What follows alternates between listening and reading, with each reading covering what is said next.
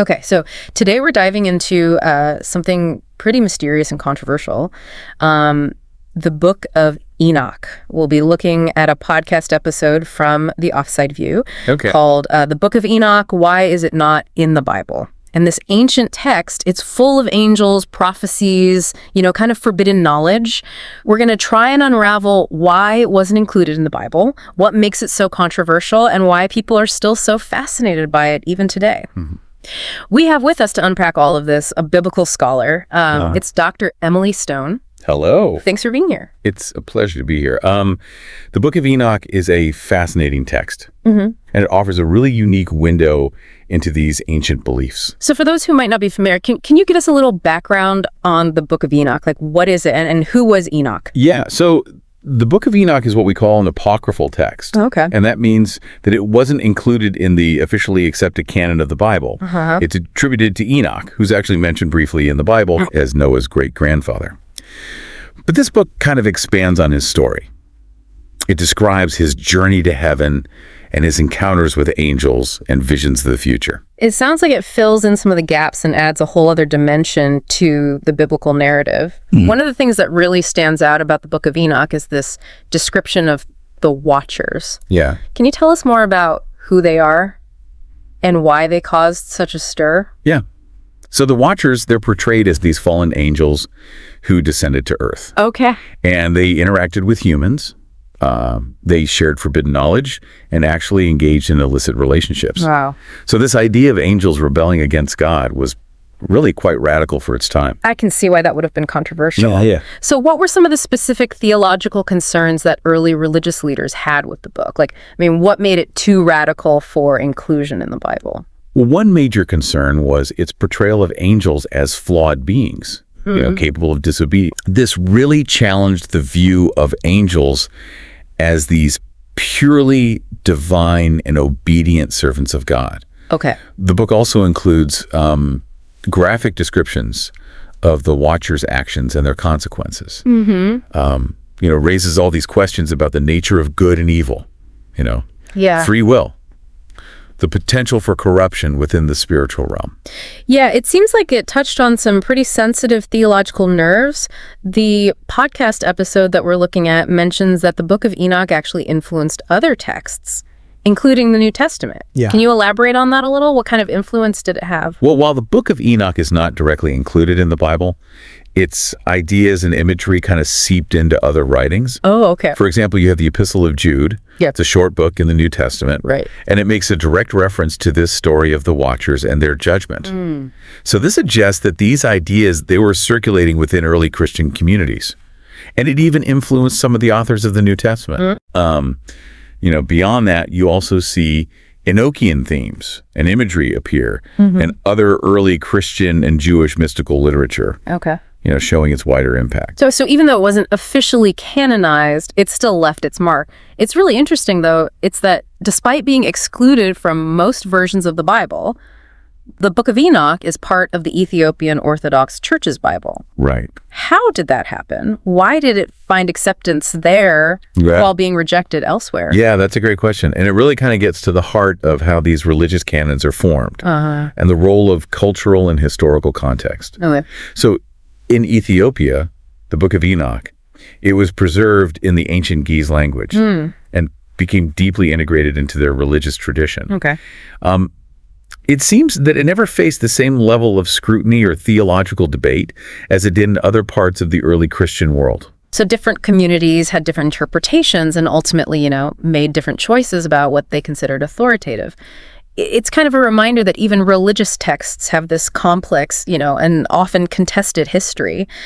What factors might have led to these divergent views on the Book of Enoch? Was it purely theological, or were there other factors at play? It's likely a combination of factors. Theological concerns definitely played a part, as we talked about earlier. But we also have to consider the social and political dynamics within these early Christian communities. Right. Different groups had different ideas about how to define their faith. And establish boundaries of orthodoxy. Okay. The Book of Enoch, with its unconventional views on angels and the afterlife and this cosmic order, may have just pushed those boundaries too far for some people. Yeah. Yeah, it really highlights how, the development of religious doctrine, it isn't always a neat and tidy process, Right. There's a lot of push and pull and debate, and ultimately decisions are made that shape how faith is understood for centuries to come. It's almost like piecing together a puzzle, a historical puzzle. And the Book of Enoch is a piece that doesn't quite fit the traditional picture, but it offers this glimpse into a fascinating, alternative perspective. Exactly. And it really does remind us that what we consider canonical or authoritative is often the result of specific historical circumstances and choices that were made by particular communities. So the Book of Enoch's exclusion from the mainstream Bible, it tells us as much about the dynamics of early Christianity as it does about the book itself. It's this powerful reminder that history isn't always a straight line. Right. Now, shifting gears a bit, the podcast episode that we're looking at mentions that the Book of Enoch presents this detailed cosmology. Yeah. Can you explain what that means and what's unique about its cosmological vision? Sure. So cosmology really refers to the way a culture understands the structure and order of the universe. Okay. The Book of Enoch offers this remarkably elaborate and vivid picture of the cosmos. It describes multiple levels of heaven, a complex hierarchy of angels, and even the movements of celestial bodies. Wow. What's really striking is the intricate detail and its attempt to map out these spiritual and physical realms with such precision. It almost sounds like a blueprint for the universe as envisioned by the author. And you mentioned earlier that the book also delves into the nature of good and evil. Yes. How does the Book of Enoch approach those concepts, particularly through the actions of the Watchers? Yeah, so the Book of Enoch, it doesn't present a simple, black and white view of good and evil. Okay. The Watchers, while they're portrayed as disobedient and ultimately judged for their actions, they're not depicted as inherently malevolent beings. They're kind of driven by this curiosity, this thirst for knowledge, and perhaps even this desire to share that knowledge with humanity, though misguided, So their fall is presented as kind of a tragedy, like a cautionary tale about the dangers of overstepping boundaries and the consequences of disrupting the divine order. It adds a layer of complexity to their characters and raises those questions about the nature of temptation, Right. and the responsibility that comes with knowledge. We often think of knowledge as inherently good, but the Book of Enoch suggests that it can be, a double-edged sword. Right. It's fascinating to consider the implications of that idea, especially in our own time where we have access to, so much information. That's a great point. The Book of Enoch, in a way, it kind of foreshadows our modern anxieties about information overload and the potential consequences of this unbridled technological advancement. It suggests that knowledge without wisdom, without these ethical considerations, can lead to destruction and chaos. Oh, okay. The Watcher's story really serves as this powerful metaphor for the need to use knowledge responsibly and to really grapple with the ethical implications of our actions. A timeless message, that resonates across centuries. Yeah. One of the things that struck me about the episode is how it frames the Book of Enoch as both a product of its time and a text that continues to speak to us today. What do you think accounts for its enduring appeal? Why do people, they're still drawn to this book, even though it's not part of the mainstream Bible? I think it's because the Book of Enoch really grapples with these profound questions about human nature, about our relationship with the divine, the forces of good and evil, and the ultimate fate of the world. These are universal questions that every generation grapples with. It offers kind of a window into how ancient cultures wrestled with those questions and perhaps provides a sense of connection with those who came before us. Exactly. And I think its exclusion from the Bible, in a way, kind of adds to its mystique. It becomes a forbidden text, like a hidden source of knowledge that challenges these traditional narratives and offers a different perspective on these familiar stories.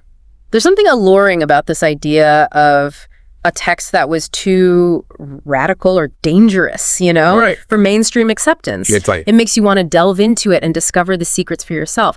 What's fascinating is that while the Book of Enoch didn't make it into the Bible, its ideas and imagery do seem to have seeped into other texts and traditions. Earlier, you mentioned the reference in the Epistle of Jude. Are there other examples of its influence that we can see? Yeah. The Book of Enoch's influence can be traced in various strands of early Christian and Jewish mystical thought. Okay. For instance, it contributed to the development of angelology, which is the study of angels, Right. and also demonology, the study of demons. Okay. Its descriptions of the different classes of angels, their roles, their relationships to humanity, all of that kind of shaped how people understood the spiritual realm. Its vivid depictions of heavenly journeys and these apocalyptic visions, Right. they also found their way into other apocryphal texts Right. and mystical writings. So it's almost as if the Book of Enoch planted seeds that continued to grow and spread, Yes. even though the source itself was kind of obscured. Right.